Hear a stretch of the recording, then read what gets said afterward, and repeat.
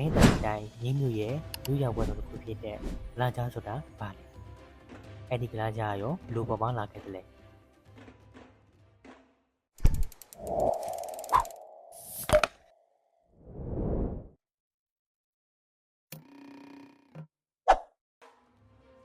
ညယူရတစ်ခုဖြစ်တဲ့ကလာကြားတော့တိုင်းတိုင်းညိတ်ဘလောတိုင်းတိုင်းမျိုးတို့မှာနှစ်တကူတကြံတိုက်ခဲရရတဲ့ကားပြဖြိုပြေးပြီးနှစ်တကူကောင်းမှုကုသိုလ်ပြီးလို့ဖို့အတွက်ကိုကြစိတ်ရှာကြတဲ့ပွဲတော်တစ်ခုဖြစ်ပါတယ်နေ့စဉ် EB 9ရက်နေ့မှာနေရာကျုံနေပြီးကျင်းပတဲ့ပွဲတော်တစ်ခုဖြစ်ပါတယ်ကြားကားမြင့်သူများတော့ကြားရှိထူသားသူများဖြစ်ကြပြီးတော့ကြားအကမကားခဲခန္ဓာကိုယ်ပေါ်မှာကြားတဲ့ခါလို့ရှင်းအောင်ချက်သားခြင်းကြက်ကိုမြောက်အောင်ကြက်ထားခြင်းတို့ဖြင့်ပြုလုပ်ကြပါတယ်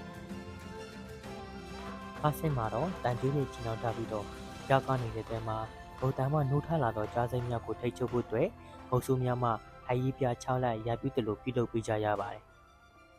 အဲ့ဒီကလာကြားဖြစ်ရှက်သက်လာတော့ရှေးရက်ခဲမလေးရှားလူမျိုးများဗိတ်ရှိတ်ကန်စူစီလာရောက်ရောက်ချရမှာတရှက်ရေချင်းမှုရှက်ပွားကြရိတ်ခဲ့ပြီးမလေးရှားလူမျိုးများဖြစ်တဲချာလာချေကိုဆွဲပြုတ်ပြီးတော့ကလာကြားအကားလို့ခေါ်တဲ့ခဲ့ကြပါတယ်ကလာဆိုတာကတော့ကရဲကျော်ဒူမတရှက်ဒေသစကားဖြစ်ကရဲကြားခုကလာကြားကိုပြီးတော့ခေါ်တဲ့ခဲ့ကြပါတယ်ဒီခုလေးရှိမှာတော့ရှားပါလာတဲ့ရေချင်းမှုဖြစ်တာကြောင့်မလို့ကျွန်တော်တို့ထပ်သိရမယ်ရိုးရာမွေးနေ့တစ်ခုလည်းဖြစ်ပါငယ်ချင်းတို့ရောကလာကြားကောက်ဘယ်လိုမြင်ကြလဲပုံမှန်မှာဝယ်ရောက်ဆွေးနွေးကြပါဦး